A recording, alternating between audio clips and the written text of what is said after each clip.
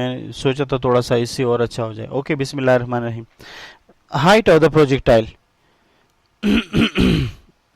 Height of the projectile. अच्छा जी, देखिए ये मेरे पास एक्स एक्सिस है बेटा, ये वाई एक्सिस है। आपने क्या किया, आपने यहां से कोई भी प्रोजेक्टाइल ऊपर की तरफ वेलोसिटी वी नॉट के साथ ऊपर की तरफ फेंक दिया। मुझे बताइए, अगर आप इसको फेंकेंगे तो क्या ये यहां पर रुकेगा क्या, या क्या सीधा यूं जाएगा? क्या नहीं जाएगा। ये कुछ देर बाद आप देखेंगे जब आपका दिया हुआ पावर इसके अंदर कमजोर हो जाए तो ये आराम आराम से यूं करके कर्व बना के आ जाएगा, यानी यूं जाके ये आराम से वापस यहां पर आ जाएगा। अब अगर देखा जाए तो ये डिस्टेंस कौन सा डिस्टेंस है? ये डिस्टेंस दरअसल y की डायरेक्शन में है। y की डायरेक्शन में है क्या नहीं? तो y की डायरेक्शन में जो डिस्टेंस कवर्ड होगा वो कहलाया जाएगा height of the projectile. The distance covered by the projectile in the direction of y is called height of the projectile. बात समझ में आ रही है? तो मैं अब सबसे पहले इसकी डिफिनीशन, क्योंकि आपको भी लिखनी है, तो it is defined as, it is defined as the distance covered by the projectile in the direction of y axis called the height of the projectile। कोई मुझे बता सकता है कि जब ये ऊपर पहुंचेगा तो वहां पर कौन सी वेलोसिटी जीरो हो जाएगी? y। अब इस बच्चे को बहुत सारी चीजों का पता नहीं है, पर मसला ये है कि इसने एक दिन पहले आता तो बड़ा मसला हल हो जाता। अब मैं ये वेलोसिटी नजर आ रही है कि नहीं आ रही? ये वेलोसिटी नजर आ रही है ना? इस वेलोसिटी के कितने कंपोनेंट्स होते हैं? दो। अब देखो, एक मेरे पास एक कंपोनेंट है ये कहलाता है वी नॉट वाई, और एक कंपोनेंट मेरे पास है क्या? एक मेरे पास है ये कहलाता है वी नॉट एक्स। मुझे बताओ, जब ये ऊपर जाएगा तो कौन सा कंपोनेंट आखिर में खत्म हो जाएगा? The red one. और कौन सा वाला रह जाएगा? The green one. इसका मतलब यह है एक ऐसा मोशन जिसमें x component remains the same while the y component change, such a motion is known as projectile motion। और दूसरा भी एक नाम बताया था, कौन सा वाला है? Motion in two dimension. बात समझ में आ रही है? ये सारा उस वीडियो में है। अब इसका मतलब ये है कि ये जो पॉइंट है ये वो पॉइंट है जिस पॉइंट पर x तो मौजूद है but there is no y, यहां पर कोई y नहीं है। अब ये y नहीं है तो इसका मतलब ये हुआ कि ये v नॉट y, यहां पर v नॉट y बराबर हो जाएगा, ये v नॉट y है ना बेटा, यहां पर v नॉट y की जगह फाइनल कंपोनेंट हो जाएगा। इस नए बच्चे को कुछ चीजों का समझ में नहीं आएगा, लेकिन मजबूरी है कि अब कर नहीं सकता कुछ, अभी थोड़ा वेट करना पड़ेगा इसको। नहीं, वीडियो अब इसको आज देंगे तो चलेगा ना। आपके लिए दोबारा बता रहा हूं, जब आप मैट्रिक में थे, आई मीन जब आप फेडरल में मैट्रिक में थे, तो इनिशियल वेलोसिटी को किससे रिप्रेजेंट करते थे?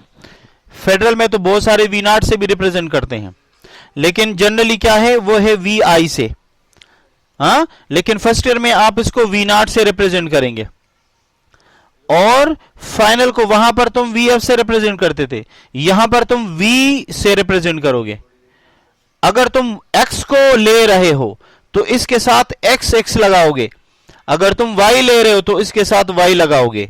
इसका मतलब ये है ये initial y component of the velocity है, ये final component of the velocity है। तो यहां से जब मैं इस प्रोजेक्टाइल को ऊपर की तरफ प्रोजेक्ट करता हूं तो ये इसकी इनिशियल कंपोनेंट है, ये इसकी इनिशियल कंपोनेंट है। इनिशियल कंपोनेंट कौन सा वाला? y। और ये वाला कौन सा हो जाएगा? ये हो जाएगा फाइनल कंपोनेंट किसका? y का। तो मैंने कल आप लोगों को बताया था कि जब कोई प्रोजेक्टाइल ऊपर जाता है उसका y कंपोनेंट क्या हो जाता है? जीरो हो जाता है। जीरो हो जाता है या नहीं? बोलिए। अच्छा जी, अब जरा देखें, ये तो पुराना किस्सा है। अब जरा मैं आपके सामने सेकंड इक्वेशन इस्तेमाल करना चाहता हूं। मेरे पास कितने इक्वेशन है भाई बताइए? मेरे पास एक मेट्रिक में अगर आपने देखा वी एफ बराबर वी आई प्लस या माइनस जी टी, एक ये था, दूसरा वाला एस बराबर v i t minus one of g t square, ऊपर जा रहे हैं ना हम, और एक मेरे पास था 2as बराबर a से मुराद g V F square minus. अब यहां पर मुझे बताएं कि ये जो इक्वेशन है इस इक्वेशन को यूज किया जाएगा सेकंड इक्वेशन को, तो हाँ, तो मैं लिखूंगा यूजिंग सेकंड इक्वेशन। जब मैं सेकंड इक्वेशन को यूज करूंगा तो देखें s बराबर हुआ v not y into T minus 1/2 ji t square. इसमें किसी को भी एतराज है? मैं ऊपर जाऊंगा तो जी माइनस है, ये मैंने माइनस लगाया। यहां पर आपने मेट्रिक में वी आई लगाया था, प्रोजेक्टाइल के लिए लोग वी नॉट वाई लगाते हैं, यहां पर तुम एस लगाते थे, अब हम इसको एच लगाएंगे। बात समझ में आ रही है? बात क्लियर हो गई? हाँ बोलो। ये अब तुम खुद से मुंह से हाइट बोल रहे हो और तू लिखेगा एस, तो तुम फिर लगोगे ना वो जो मैं नहीं बताना चाह रहा, नालायक। जब आप हाइट बोलेंगे तो आप एच बोले, यही होता है। अच्छा, अब मुझे एक बात बताइए, कल के टॉपिक में हमने एक टाइम के लिए फार्मूला डिराइव किया था।